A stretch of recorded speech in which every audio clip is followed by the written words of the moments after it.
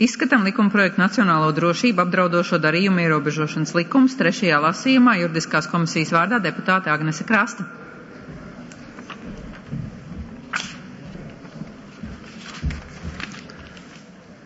Cienījamie sēdes vadītāji, kolēģi, juridiskā komisija ir pirms 3. lasījuma izskatījusi likumprojektu Nacionālo drošību apdraudošu darījumu ierobežošanas likums.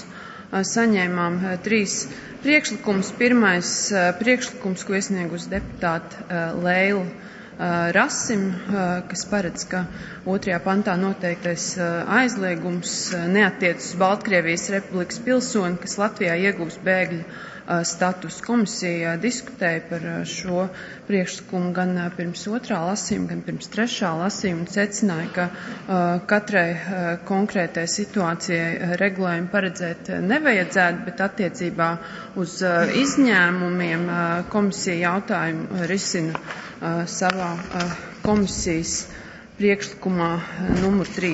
Šis priekšlikums tātad komisijā nav atbalstīts. Deputāti neiebilst?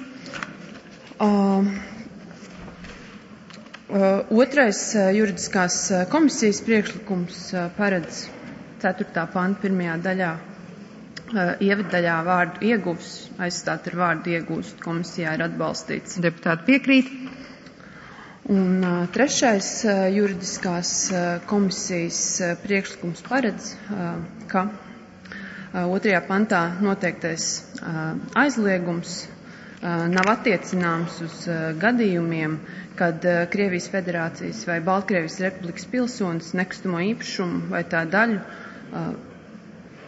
ieguvis kā vienīgo dzīvošanai paredzētu nekustamo īpašumu, ja tam Latvijā ir piešķirts Eiropas Savienības pastāvīgā iedzīvotāja status vai ir derīga pastāvīgās uzturēšanās atļauja, kas izdot līdz šā likuma spēkā stāšanās dienai. Priekšlikums komisijā ir atbalstīts. Deputāti atbalsta.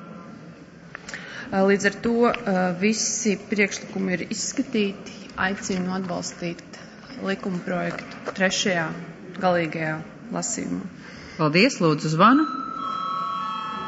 Balsosim par likuma projektu Nacionālo drošību apdraudošo darījumu ierobežošanas likums atbalstīšanu 3. galīgajā lasījumā. Lūdzu balsošanas režīmu.